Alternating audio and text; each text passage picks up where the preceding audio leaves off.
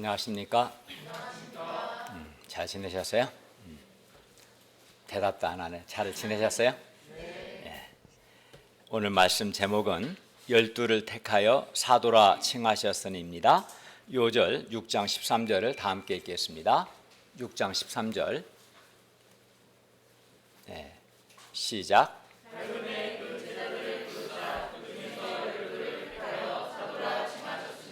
기도하겠습니다. 은혜로우신 주님, 오늘도 저희가 살아계신 성부 하나님, 성자 하나님, 성령 하나님께 예배 드릴 수 있는 은혜와 특권을 주셔서 감사합니다. 우리의 드리는 예배가 주님을 기쁘시게 하는 예배가 되게 하여 주십시오.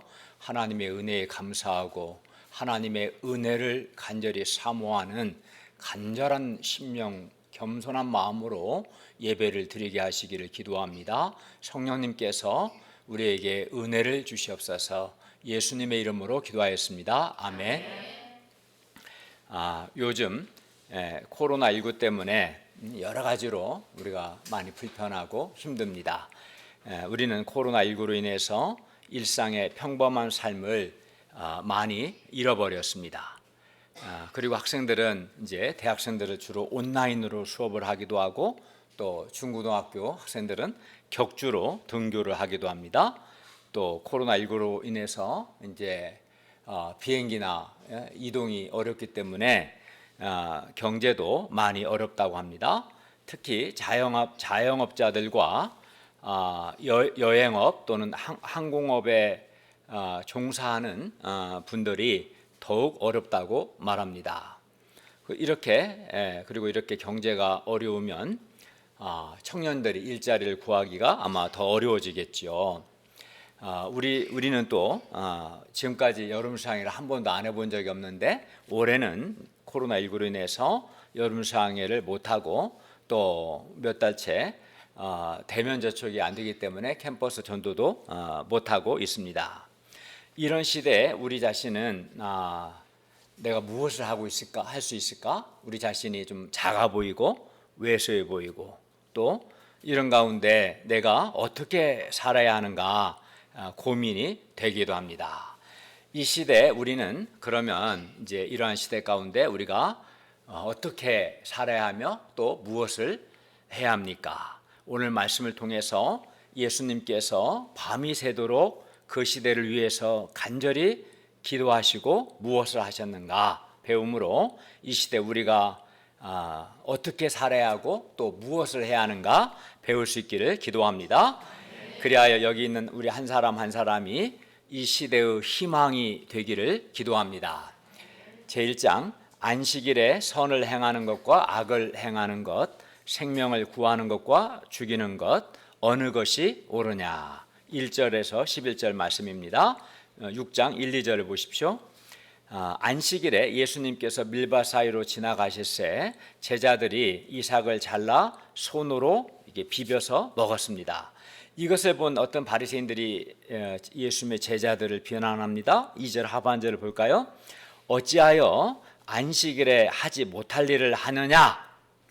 바리새인들은 예수님의 제자들이 안식일에 해서는 안 되는 일, 하지 못할 일, 해서는 안 되는 불법을 행한다고 비난합니다. 하나님께서 신명기 23장 25절에서 이웃의 곡식 밭에 들어갈 때 낫을 대는 것은 안 되지만 손으로 그 밀 이삭을 이렇게 꺾어서 잘라서 먹는 것 자체는 허락하셨어요. 이는 하나님께서 배고픈 자들을 긍휼히 여기셨기 때문입니다. 따라서 바리새인들이 지금 문제 삼는 것은 제자들이 이삭을 잘라서 손으로 비벼 먹는 그 행위 자체가 아닙니다. 그것을 왜 안식일에 했느냐는 겁니다. 왜 안식일에 그것을 하느냐 하는 거예요. 왜냐하면 하나님께서 안식일에는 아무 일도 하지 말라고 하셨는데 바리새인들이 볼 때 예수님의 제자들은 안식일에 이삭을 이렇게 잘랐죠. 이삭을 자른 것은 이건 추수를 한 거다 이렇게 봤고 또 자른 이삭을 이렇게 손으로 이렇게 비빈 거죠. 비벼야 이렇게 껍질이 벗겨질 거 아니에요. 이삭을 손으로 비빈 것은 이건 타작을 한 것이다. 이렇게 해석을 하고 그러면 왜 안식일에 일하지 말라고 했는데 추수와 타작과 같은 노동을 했냐 하는 거예요. 알겠죠? 안식일에 바리새인들은 안식일에 제자들이 추수와 타작의 행위를 했다고 생각하고 그걸 비난한 겁니다. 그래서 바리새인들은 제자들이 안식일에 하지 못할 일, 즉 안식일 법에 어긋나는 일, 불법을 행했다고 비난한 거죠. 바리새인들의 비난에 대해서 예수님은 두 가지를 말씀하심으로 제자들을 변호하십니다. 두 가지. 먼저는 다윗의 예를 드셨고 다음으로는 예수님께서 안식일의 주인이심을 말씀합니다. 3, 4절을 다 같이 읽을까요? 시작.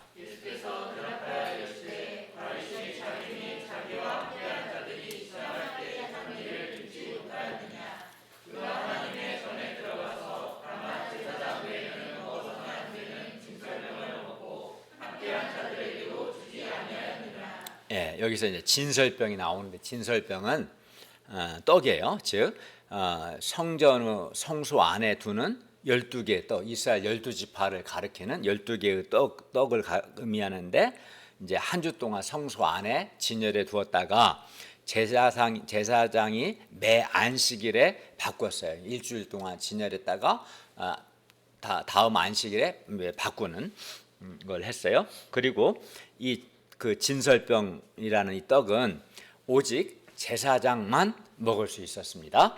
그런데 다윗은 당시 제사장이 아니었음에도 불구하고 배가 고팠을 때 다윗 자신도 진설병을 먹고 또 자기와 함께한 사람들에게도 진설병을 주어서 먹게 했어요. 그리하여 법적으로 보면 다윗은 분명히 법을 어긴 거죠. 그러니까 제사장 외에는 진설병을 먹을 수 없고 제사장만 진설병을 먹으라는 이 법을 어긴 것이죠. 그러나 하나님께서는 다윗의 이런 행동에 대해서 다윗이 법을 어겼다거나 또 다윗이 죄가 있다거나 하지 않으셨어요. 예수님께서 그리고 어쨌든 중요한 것은 우리가 표면적으로 볼 때는 제사장 외에는 진설병을 먹을 수 없는데 근데 다윗이 자기 제사장이 아닌 자신도 진설병을 먹고 또 자기와 함께한 자들에게도 진설병을 주어서 먹게 했어요. 표면적으로 보면 레위기 법을 어긴 거잖아요. 근데 하나님은 다윗이 법을 어겼다고 하지 않으셨다는 거예요. 또 다윗이 죄가 있다고 하지도 않으셨어요. 그리고 예수님께서 이 다윗의 예를 드신 것은 다윗이 자기와 함께한 자들과 시장할 때, 즉 배가 고플 때 진설병을 먹은 것이 죄가 되지 않았던 것처럼 지금 예수님의 제자들이 시장에서 안식일에 밀리삭을 잘라 먹은 것도 역시 죄가 되지 않는다라는 것을 말씀하기 위해서 그랬던 거예요. 다윗과 그와 함께한 자들이 제사장 외에는 먹을 수 없는 진설병을 먹었음에도 불구하고 그 죄가 되지 않은 것처럼 지금 나와 함께한 제자들이 안식일에 밀리삭을 잘라 먹은 것 역시 죄가 되지 않는다. 그러니까 비난하지 말라 내 제자들을, 이 얘기를 하고 싶었던 거예요. 왜 그렇게 했어요? 예수님은 다윗보다 더 크신 분이시기 때문에, 다윗은 위대한 하나님의 사람이지만 예수님 하나님 자신이잖아요. 예수님은 다윗보다 더 크신 분이시기 때문에 다윗과 함께한 자들이 진설병을 먹은 것이 되지 않았다면 다윗보다 더 크신 예수님과 함께한 제자들의 행동 역시 당연히 죄가 되지 않는다. 이런 논리로 말씀하는 겁니다. 그러면 다윗과 그와 함께한 자들이 제사장 외에는 먹어서는 안 되는 진설병을 먹었음에도 불구하고 왜 죄가 되지 않은 것일까요? 여기에는 두 가지 이유가 가능해요. 성경은 명시적으로 말하지 않았지만, 첫째는 당시 다윗은 하나님께 기름 부음 받은 사람, 즉 하나님께서 특별히 세우신 사람이었기 때문에 그럴 수 있습니다. 그래서 다윗은 진설병 규례를 초월하는 존재였던 거예요. 일반적인 사람이 이렇게 하면 안 되겠죠. 정주하가 내가 나도 좀 진설병 먹어보자 어떻게 생겼는가 그러면 안 되는 거죠. 근데 다윗은 하나님께서 특별히 세우신 사람이었어요. 그래서 다윗에게는 진설병 규례가 예외가 될 수 있는 특별한 위치를 가진 사람, 그런 사람 아주 한두 명이겠죠. 그런 사람이었기 때문에 그렇다는 거예요. 그런데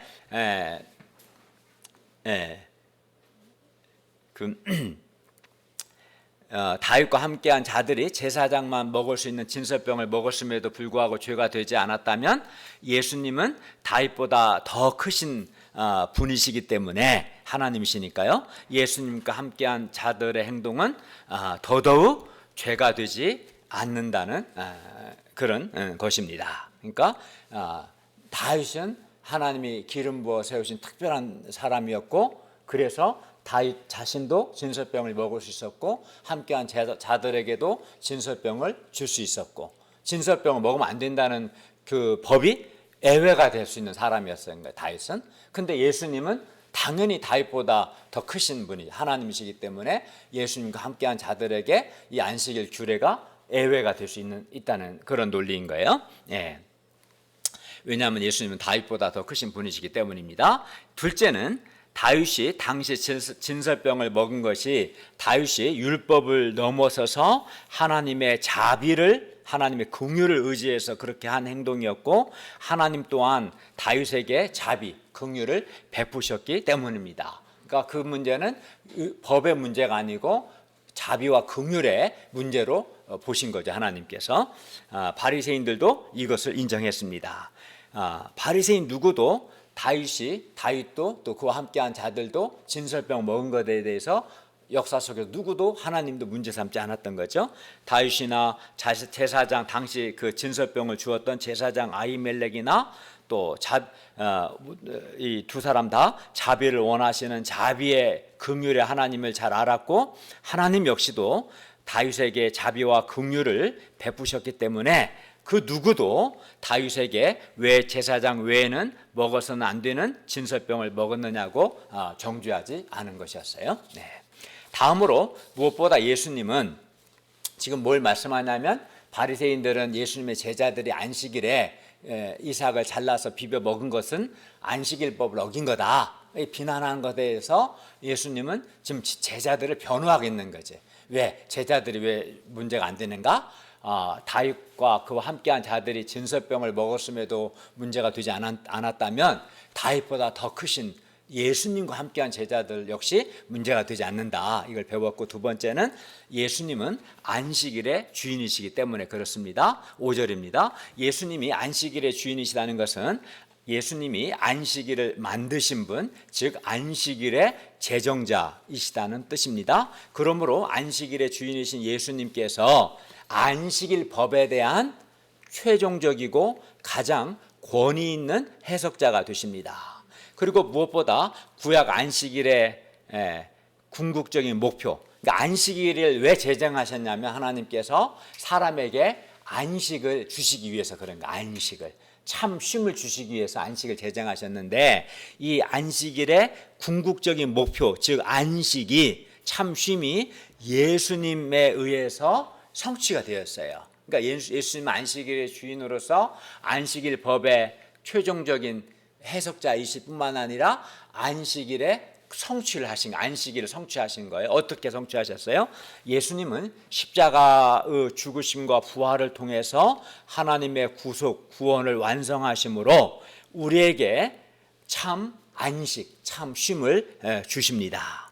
예수님은 이렇게 그 자신이 안식일을 성취하셨기 때문에 이 예수님과 함께하고 있는 이 예수님의 제자들은 지금 안식일을 가장 잘 지키고 있는 거죠.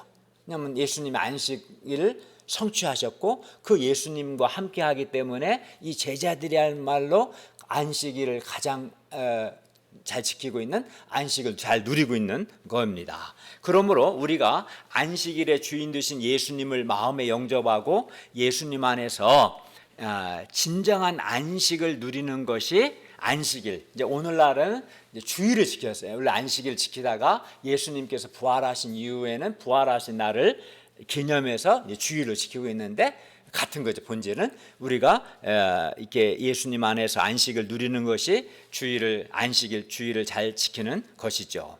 그런 점에서 볼 때 예수님의 제자들이야말로 지금 안식일을 어기는 게 아니라 안식일을 하지 못할 일을 하는 것이 아니라 안식일을 가장 잘 지키고 있는 겁니다. 왜냐하면 제자들은 안식일의 주인이신 예수님을 영접을 했고 이 안식일의 주인이신 예수님과 지금 함께하면서 예수님의 말씀을 듣고 지금 예수님 안에서 안식을, 참쉼을 지금 누리고 있기 때문에 그렇습니다. 반면에 바리새인들은 안식일의 주인이신 예수님을 영접하기는커녕 예수님을 배척했기 때문에, 거부했기 때문에 안식일을 가장 잘 지킨 사람, 가장 잘 안 지킨 사람들인 거죠. 그죠? 그죠? 안식일의 주인이신 예수님을 거부하면은 안식을 아예 대놓고 거부하는 거죠. 그러므로 오늘날 우리가 주일을 잘 지킨다는 것은 뭘까요? 이제 오늘날은 주일로 지키는데 주일을 잘 지킨다는 것은 주일에 아무것도 안 하고 푹 쉬는 것일까요? 그렇지 않습니다. 잠을 많이 자고 푹 쉰다고 해서 안식이 있습니까? 허지훈 자매님 고개를 들어보세요. 그러면 주일날 잠을 많이 자면 우리가 안식이 있을까요? 참쉼이 있을까요? 잠이 너무 부족할 때는 좀 자야겠지만 평상시 그렇지 않죠. 잠을 너무 많이 자면 사람이 한번 해보세요. 오후까지 자보세요. 사람이 무기력해지고요. 또 그날 밤에 잠이 안 와요 이제. 잠을 많이 잔다고 푹 쉰다고 해서 안식이 참쉼이 있는 것이 아니죠. 네, 우리가 예배 환경을 아침 7시에 잘 준비하기 위해서 주일 아침에 교회 청소를 하기도 하고 또 주님께 감사헌금을 드리기도 합니다. 이는 훌륭한 것이죠. 그러나 이것만으로는 우리가 주일을 잘 지킨다고 할 수 없습니다. 예수님을 영접하고 예수님과 깊은 인격적인 교제를 나누는 것, 그리고 예수님께서 주시는 죄 용서를 받음으로, 죄 용서의 은혜를 누림으로 우리의 마음과 우리의 영혼이 예수님 안에서 참 안식을, 참 쉼을 누리는 것, 또 예수님의 말씀 안에서 즐거워하고 말씀을 통해서 마음이 새로워지고 새 힘을 얻는 것, 이것이 이렇게 하는 것이 우리가 주일을 잘 지키는 거예요. 그리고 이렇게 할 때 정말 우리 마음에 참 안식이 있어요. 우리 마음에 안식이 있는 거예요. 안식일을 그냥 예배 시간에 1시간, 그것도 늦게 와서 1시간 형식적으로 앉아있는 사람은 결코 안식이 없어요. 안식일의 주인이신 예수님을 영접하고 예수님께서 주시는 죄 용서의 은혜를 내가 마음으로 풍성하게 누리고 예수님과 인격적인 교제를 하고 예수님 주시는 이 하나님의 말씀 안에서 내 마음이 새로워지고 영혼이 살아나고 참 힘을 얻는 것, 그런 사람이 이제 안식일을 잘 지키는 것 뿐만 아니라 실제로도 참 안식을 누리는 것이죠. 우리가 이렇게 안식일을 지키고 주님 안에서 안식을 누릴 수 있기를 바랍니다. 그리고 더 나아가 예수님처럼 안식일에 이제 6절부터 보게 될 선을 행하고 생명을 구하는 것이 우리가 안식일 즉 주일을 가장 잘 지키는 것입니다. 여러분은 지금 어떻게 안식을 잘 지키고 있습니까? 한번 돌아보시기 바랍니다. 6절부터 8절을 보십시오. 또 다른 안식일에 예수님께서 회당에 들어가서 말씀을 가르치실 때 거기 오른손 마른 사람이 있었습니다. 오른손이 마른 사람입니다. 그때 서기관과 바리새인들이 예수님을 고발할 증거를 찾으려 하여 예수님께서 안식일에 병을 고치시는가 엿보고 있었습니다. 아마 이들은 예수님이 반드시 안식일에 병을 고칠 것이라고 예상했을 겁니다.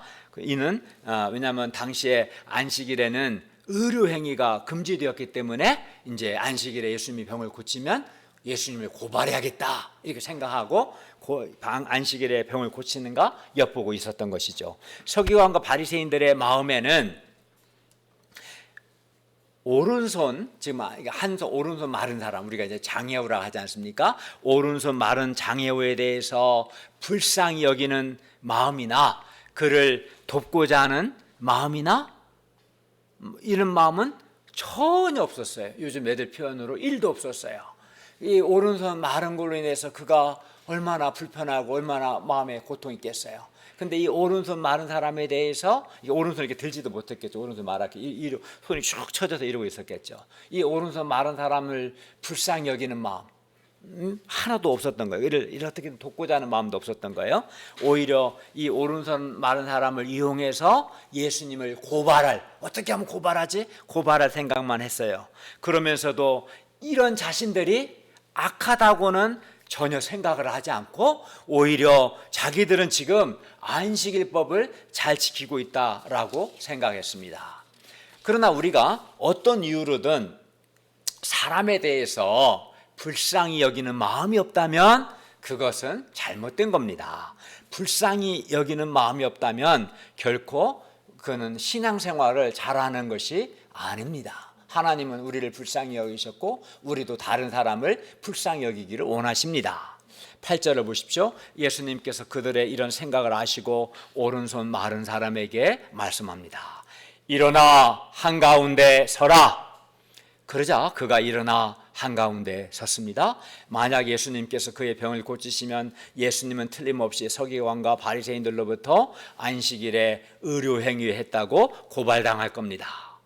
그리고 이 한 손 마른 것은 그렇게 응급 환자도 아니기 때문에 안식일을 피해서 다음날 고쳐도 늦지는 않을 겁니다. 그러나 그럼에도 불구하고 예수님은 그의 병을 고치고자 하셨고 그들에게 물으십니다. 9절을 볼까요? 내가 너희에게 묻노니 안식일에 선을 행하는 것과 악을 행하는 것, 생명을 구하는 것과 죽이는 것 어느 것이 옳으냐? 서기관들과 바리새인들은 예수님께 대한 시기심과 미움 때문에 예수님을 고발하고 죽이고자 했습니다. 그리고 이는 악한 겁니다. 미움, 시기심 악한 거고 이것도 악한 거고 한 손 마른 사람에 대해서 불쌍히 여기는 마음이 하나도 없이 그를 이용해서 예수님을 고발하고자 하는 마음도 악한 겁니다. 이렇게 생명을 죽이는 것은 악한 거죠. 반면 예수님은 안식일에 오른손 마른 사람을 고치심으로 그의 생명을 구하고자 하셨고 그를 돕고자 하셨습니다. 그리고 이렇게 하는 것, 예수님처럼 한 손 마른 사람을 불쌍히 여기고 그의 생명을 살리고 그를 돕는 것, 이것이 바로 선한 것이죠. 생명을 구하는 것이 바로 선한 겁니다. 법을 지킨다는 명목하에 바리새인들과 같이 악을 행하고 사람 생명을 죽이는 것과 겉보기에는 비록 안식일법을 표면적으로는 어기는 것 같지만 오른손 마른 사람을 고쳐서 실상은 그의 생명을 구원하는 것, 그래서 선을 행하는 것 어느 것이 옳은가 예수님은 묻습니다. 여기서 옳으냐는 로가 법이죠. 로플로서 어느 것이 안식일 법에 맞냐는 겁니다. 여러분은 어느 것이 옳다고 생각합니까? 어느 것이 옳습니까?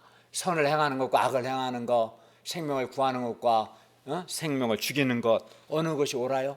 우리 박하은 자매님. 박하은 마스크 때문에 되게 괴로운가 보다.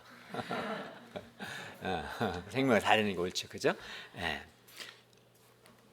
이렇게 예수님처럼 선을 행하고 생명을 구하는 것이 법을 잘 지키는 거고 옳은 것입니다. 그리고 예수님은 옳은 그 일을 행하십니다. 10절을 보십시오. 예수님께서 바리새인들에게 말씀하신 후에 무리를 둘러보시고 그 사람에게 말씀합니다. 너의 손을 내밀라. 네 손을 내밀라. 그리고 그 사람이 순종하여 이렇게 손을 내밀자 그 손이 회복되었습니다. 그가 손을 내밀기 전에 그가 예수님께 손을 내밀기 전 그의 오른손은 마른 손이었어요. 쭉 말라 손이 쭉 처졌겠죠. 손이 말랐다는 것은 손에 피가 통하지 않는다는 것이고 그래서 그 손은 더 이상 성장이 멈추고 이제 사용할 수 없게 된 손이었어요. 이로 인해서 이 오른손이 마른 것으로 인해서 그 사람은 큰 불편과 고통을 겪었습니다. 그는 피아노도 제대로 칠 수 없었을 것이고 바이올린도 켤 수 없었겠죠. 그는 워드를 칠 때도 한 손으로만 이제 쳐야 했기 때문에 속도도 아마 느렸을 겁니다. 그는 마른 손에 대한 자의식 때문에 부끄러움으로 여름에는 늘 짧은 팔은 옷을 못 입고 긴 팔에 더운데도 긴팔 옷을 입고 손은 항상 이렇게 호주 무늬에 남들이 못 알아채게 항상 호주 무늬에 넣고 다녀야 했습니다. 그는 오른손이라 다른 사람이 악수할 때 보통 오른손으로 악수하지 않습니까? 오른손이라 악수를 청할 때 가장 난처했을 거예요. 뭐 또 악수할 수 없잖아요. 그렇죠? 취직을 위한 서류 접수와 필기 시험은 공부를 잘했기 때문에 늘 합격하는데 면접만 보면 면접관들이 그의 오른손 마른 걸 보고 집에 가서 연락할 때까지 기다리라고 하고 한 번도 연락을 하지 않았던 거예요. 오른손 마른 것 때문에 그는 이렇게 불이익을 받았어요. 그리하여 그는 오른손 한 손 마른 것 때문에 이제 오른손만 한 손만 마른 게 아니라 그는 마음도 마르고 그의 생각도 마르고 삶도 마르고 그의 인생 전체가 말라서 생명력이 없게 됐습니다. 이런 그에게 예수님은 내 손을 내밀라 말씀하셨고 그가 그리함에 보세요. 그가 그리함 10절 하반절 그가 그리함에 그 손이 회복되었습니다.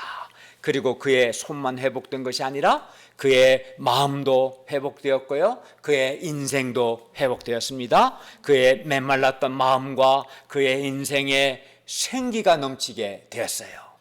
예수님은 이렇게 해서 그의 생명을 구하셨고 그에게 선을 행하셨습니다. 그리고 예수님에 의하면 이것이 바로 옳은 것, 바로 법을 잘 지키는 것이었습니다. 예수님은 오른손 마른 사람에게 일어나 한가운데 서라고 하셨고 네 손을 내밀라 이렇게 말씀하셨어요. 사실 그가 예수님의 이 말씀에 순종하는 것은 쉬운 것은 아니었습니다. 많은 사람들 앞에서 자신의 마른 손을 내미는 것은 매우 부끄러운 일이었을 겁니다. 어떤 점에서는 죽기보다 더 싫었을지도 모릅니다. 그러나 그가 사람들에 대한 자의식과 부끄러움을 극복하고 예수님의 말씀에 순종하여 한가운데 섰고 또 순종하여 그의 마른 손을 내밀었을 때 그의 마른 손이 회복되고 그는 생명을 얻게 되었습니다. 10절 하반절을 보면 그가 그리함에 그 손이 회복되었습니다. 그가 그리함에. 그래 따라서 이렇게 순종하는 것이 매우 중요합니다. 우리가 지난번에 배웠던 5장 6절에서도 베드로가 그렇게 하니 고기를 잡은 것이 심히 많았습니다. 여러분의 인생이 회복되고 생명력 있기를 원하신다면 반드시 하나님의 말씀에 순종해야 합니다. 그런데 한 손 마른 문제는 의외로 많은 사람들에게 있습니다. 이 사람에게만 문제가 있는 게 아닙니다. 어떤 사람은 본문의 한 손 마른 자와 같이 자신의 마음에 들지 않는 신체 조건, 예를 들어서 작은 키 때문에 마음이 메마른 사람도 있고요. 어떤 사람은 자신의 인간적인 조건, 예를 들어 좋지 않은 대학에 다닌다는 생각 때문에 자의식과 열등감에 시달리며 내면이 마르고 생활 전체가 말라버리기도 합니다. 어떤 사람에게는 화목하지 않은 가정 환경이 그를 이제 마르게 하는, 그의 마음을 마르게 하고 삶을 마르게 하는 한 손 마른 문제이기도 합니다. 예수님은 이런 사람들에게 말씀합니다. 내 손을 내밀라. 우리가 마른 손, 그래서 부끄러운 그 손을 나를 힘들게 하는 어떤 그 문제를 예수님께 내밀면 예수님께서 그 문제를 도와주십니다. 문제를 내밀어야 돼요. 막 숨기려고 하지 말고 문제를 내밀 때 예수님께서 그 문제를 도와주십니다. 어떤 사람은 자신의 마른 손 문제를 인정하지 않으려고 합니다. 그러나 마른 손을 숨기면 숨길수록 그 마른 손은 더 말라갈 겁니다. 손도 말라가고 마음도 말라가고 그의 인생 전체도 말라갑니다. 우리가 우리의 마른 손, 우리 내면과 우리의 마음과 우리의 삶을 마르게 하는 그 문제를 예수님께 내밀어서 문제가 해결되고 우리의 마음과 인생이 온전히 회복되고 생기 있는 삶을 살 수 있기를 기도합니다. 11절을 보십시오. 서기관과 바리새인들은 생명을 구하는 예수님의 선한 역사를 보고도 노기가 가득하여 예수님을 어떻게 할까 서로 의논했습니다. 이들은 그렇게 하면서도 자신들이 악하다는 것을 깨닫지 못했습니다. 예수님은 안식일에 선을 행하시고 생명을 구하셨기 때문에 생명의 위협을 받게 됩니다. 이 상을 통해 우리는 안식일에 선을 행하고 생명을 구하는 것이 옳다는 것, 즉 법을 더 잘 지키는 것임을 배웁니다. 예수님께서 오른손 마른 사람을 회복시켜서 그로 새 삶을 살게 해 주셨는데, 이렇게 선을 행하고 생명을 살리는 것이 옳은 것이고 안식일 그 주일을 우리가 잘 지키는 겁니다. 그런데 우리가 하나님 나라 복음을 전함으로 죄와 죽음의 바다에 빠져 죽어가는 사람들을 살리는 것이 바로 우리가 이 시대에 선을 행하고 생명을 살리는 겁니다.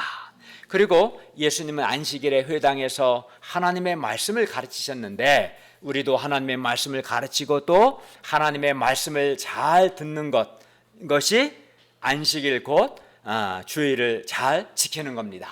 우리가 주일에 하나님의 말씀을 잘 듣고 하나님의 말씀 안에서 참 안식과 쉼을 누릴 수 있기를 기도합니다. 제2장 12를 택하여 사도라 칭하신 예수님, 12절에서 19절 말씀입니다. 예수님은 선을 행하고 생명을 살려야 할 서기관과 바리새인들이 도리어 악을 행하고 생명을 죽이는 것을 보시고 마음이 몹시 아프셨습니다.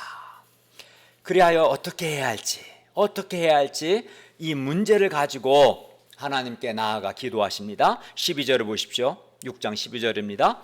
이때 예수님께서 기도하시러 산으로 가사 밤이 새도록 하나님께 기도하셨습니다. 예수님은 그 시대의 희망이 되어야 할 종교 지도자들마저 부패한 그 시대를 위해서 하나님께 밤이 새도록 간절히 기도하셨고, 어떻게 하는 것이 그 시대를 살리는 것이며 하나님의 뜻인지 기도하신 겁니다. 그리고 하나님이 예수님께 주신 답은 예수님을 닮은 사도들을 키우는 것이었습니다.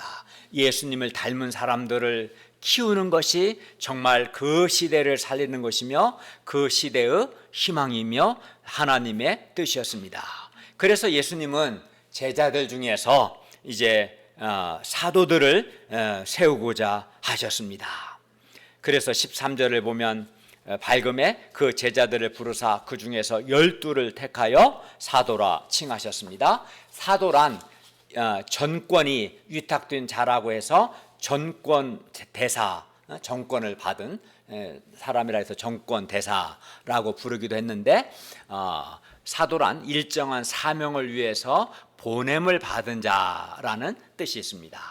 예수님은 제자들 중에서, 제자들이 많았죠.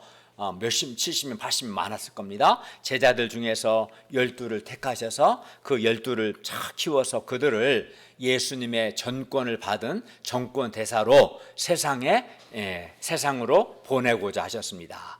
예수님께서 밤이 새도록 간절히 기도하시고 그 시대에 하고자 하신 일은 제자들 중에서 12를 택하여 사도들을 키우는 것이었습니다. 사도들을 키우자, 이것이 밤이 새도록 기도하신 후 예수님의 내린 결론이었습니다. 그것도 많은 사람을 키우고자 하신 것이 아니라 12사람, 그것도 인간적으로 뛰어난 사람들이 아니라 그저 평범한 사람들 12명을 예수님을 닮은 사도로 키우고자 하셨어요. 예수님과 같이 한 손 마른 사람을 불쌍히 여기는 마음을 가진 사람, 안식일에 선을 행하고 생명을 구하려는 그런 마음을 가진 예수님을 닮은 사람들로 이제 키우고자 하셨어요. 그러면 왜 하필 12명일까요? 왜 12명? 이스라엘 12지파를 계승하기 위해서입니다.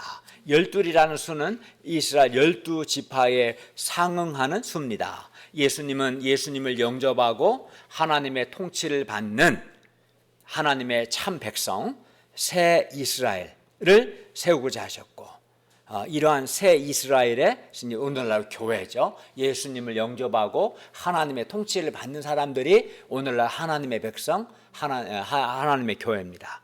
새 이스라엘이죠. 그리고 이 새 이스라엘의 지도자적 역할을 할 사람들로 12를 택하신 겁니다. 그러니까 이 12은 예수님의 사도가 되어서 새 이스라엘의 지도자적 역할을 해야 할 사람들이죠.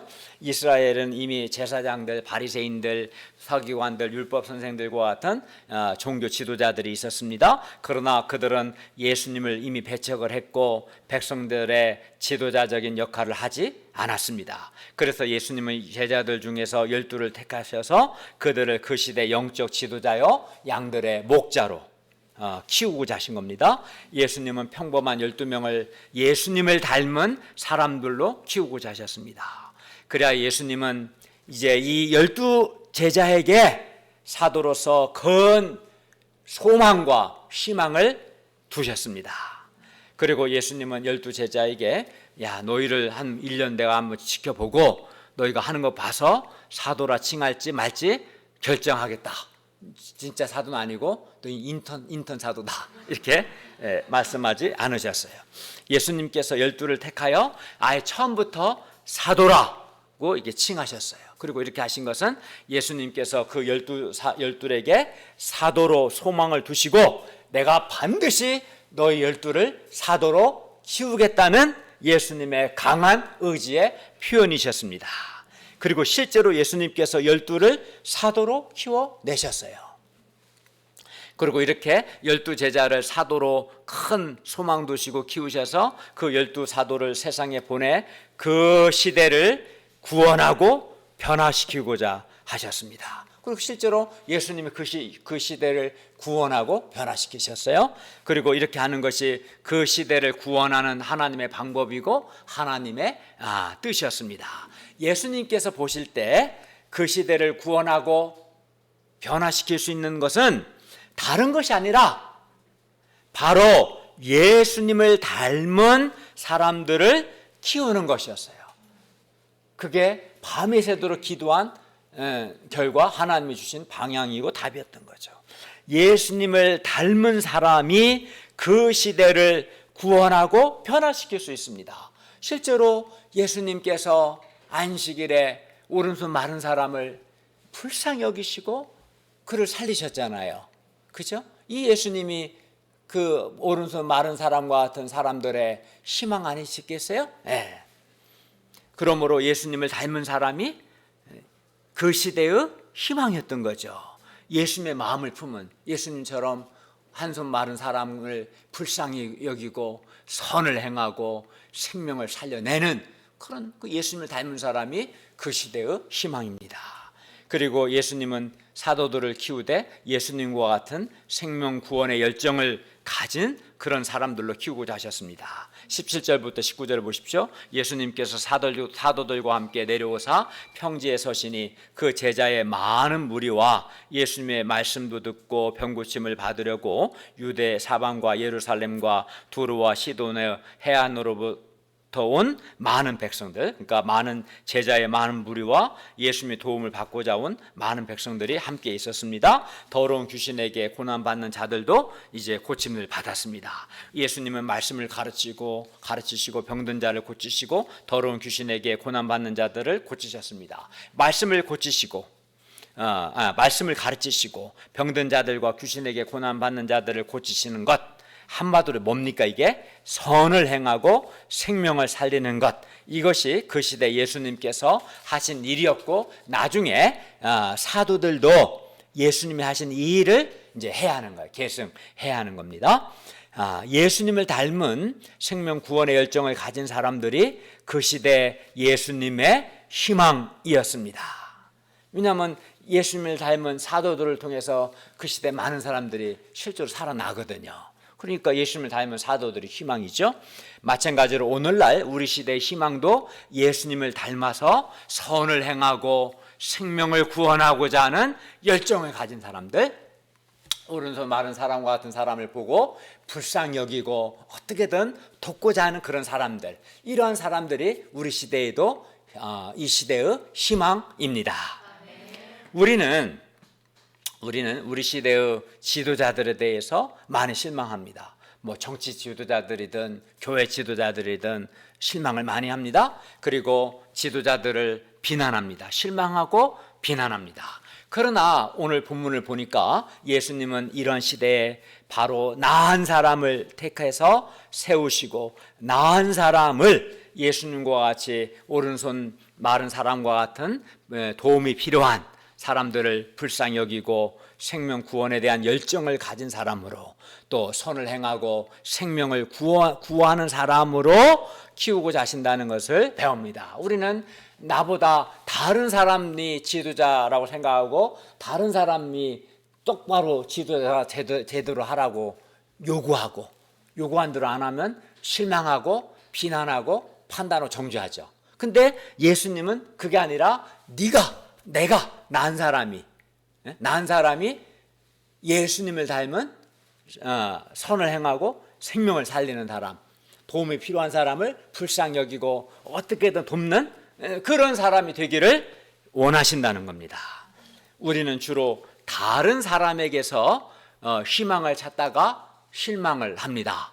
다른 사람에게 기대하다가 실망하고, 또 다른 사람을 때로는 비난하기도 합니다. 그러나 예수님께서는 바로 나에게 사도로서 큰 희망을 두시고 나은 사람을 키우고자 하십니다. 만일 나은 사람이 다른 한 사람을 불쌍히 여기고 예수님의 생명 구원의 열정을 가진다면, 나은 사람이 또 선을 행하고 생명을 구한다면, 예수님은 바로 나은 사람을 통해서 이 시대를 구원하고 변화시키실 겁니다. 그러므로 다른 사람이 아니라 바로 나은 사람이, 내가 한 영혼을 불쌍히 여기고 내가 생명 구원의 열정을 갖는 것, 내가 선을 행하고 생명을 구원하는 것이 우리 시대의 희망임을 알아야겠습니다. 그리고 그런 사람이 되고자 해야 합니다. 그런 소원을 가져야 합니다. 예수님은 나은 사람을 통해서 이 시대를 살리고자 하신다는 것을 우리가 기억해야 합니다. 그러나 우리는 예수님께서 나에게 큰 희망을 두고 계신다는 것을 잊고 살 때가 많습니다. 왜 잊을까요?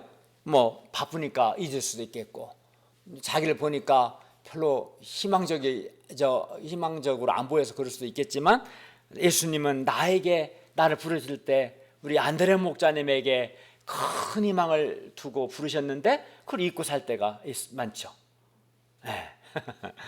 내가 바로 예수님의 희망이라는 사실을 잊고 살 때가 너무나 많아요. 이게 이제 잘못된 거예요. 우리는 내가 이 시대의 하나님의 희망이 되고자 해야 합니다. 내가 선을 행하고 생명을 구하는 사람, 내가 한 영혼을 불쌍히 여기는 내가 하나님의 이 시대의 희망이 되고자 할 수 있기를 바랍니다. 그리하여 교회는 희망이 없는 이 시대의 희망의 공동체가 돼야 합니다. 이 시대에 과연 어떤 사람이 가장 필요합니까? 한 사람을 불쌍히 여겨서 어떻게든 돕고자 하고 생명을 구하고자 하는 열정을 가진 사람, 선을 행하고 생명을 구하는 이런 사람이 이 시대에 필요합니다. 그렇죠? 그런데 여기서 이제 예수님이 12를 택하여 사도라 칭하셨는데, 좁은 의미의 사도는 예수님의 12 제자들에게만 해당돼요. 그리고 그렇기 때문에 우리에게는 예수님 12 제자는 사도로서 그들에게는 하나님의 성경 계시가 주어졌고요, 그들은 교회를 기초를 놓는 역할을 했고 사도적 권위가 있었어요. 그런 점에서는 우리는 그런 의미의 사도는 아닙니다. 그러나 또 사도라는 넓은 의미의 사도라는 말 속에는 보냄을 받았다, 예수님의 보냄을 받았다라는 또 의미도 있어요. 그래서 우리가 좁은 의미로는 우리가 예수님의 12 사도와 같은 사도는 아니지만, 넓은 의미에서는 우리도 예수님의 보냄을 받은 사도라고 할 수 있을 겁니다. 우리가 이 시대에 한 영혼을 불쌍히 여겨서 선을 행하고 생명을 구하고자 하는 열정을 가진 캠퍼스 사도들이 될 수 있기를 기도합니다. 다른 사람에게 막 기대하고 실망하고 비난할 것이 아니라 내가 이 시대에 하나님의 희망이 되고자 하는 소원을 가질 수 있기를 바랍니다. 14절부터 16절을 보면 사도들의 이름이 나옵니다. 시몬 베드로, 그의 동생 안드레, 야고보와 요한, 빌리, 바돌로메는 나다나엘을 가리킵니다. 마태, 도마, 알페오 아들 야고보, 셀롯이라는 시몬, 아마 열심당원일 가능성이 많죠. 야고보의 아들 유다, 그리고 예수님을 파는 자들 가룟 유다, 이렇게 12입니다. 이들을 보면 어부가 넷이고 세리도 있습니다. 하나님께 대한 믿음이 없고 세상에 대한 분노만 가득한 열심당원도 있었습니다. 현재 그들은 자기중심적이고 인간적이었습니다. 서로가 경쟁하고 시기했습니다. 인간교체도 형편없었습니다. 현재 이들의 모습은 결코 사도가 아닙니다. 오히려 세상에 묻혀 평범하게 살던 사람들이었습니다. 그러나 예수님은 이들이 그 시대 예수님의 사도가 될 비전을 가지셨고, 그들을 예수님과 같은, 예수님을 닮은 생명 구원의 열정을 가진 사도들로 키우고자 하는 의지를 예수님이 가지셨어요. 그리고 예수님은 12제자를 처음부터 사도, 예수님의 정권 대사라고 부르셨습니다. 베드로 사도, 요한 사도, 나다나엘 사도, 이렇게 부르셨어요. 처음에는 그들도 어색했을 겁니다.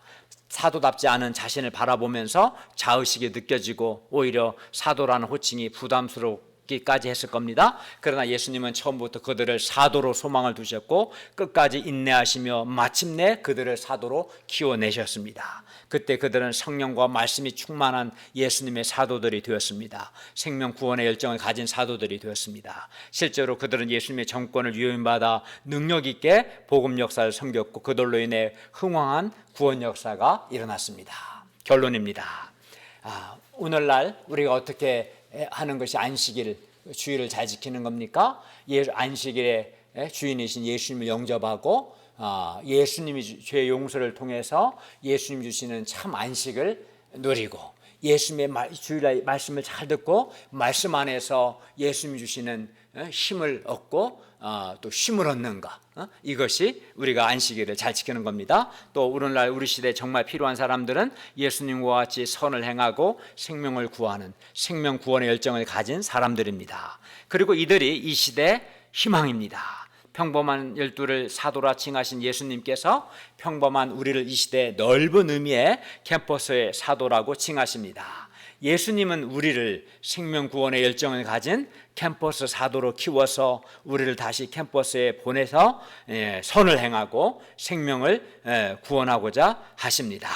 우리를 캠퍼스 사도로 소망 두신 예수님의 소망을 영접을 하고 이 시대 생명 구원의 열정을 가진 캠퍼스의 사도들로 성장할 수 있기를 기도합니다. 무엇보다 나에게 두신 예수님의 희망을 영접할 수 있기를 바랍니다.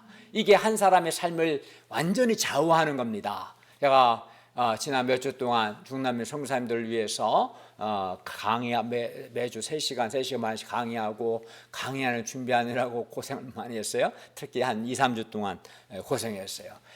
좀 피곤한 생각이 좀 들었어요.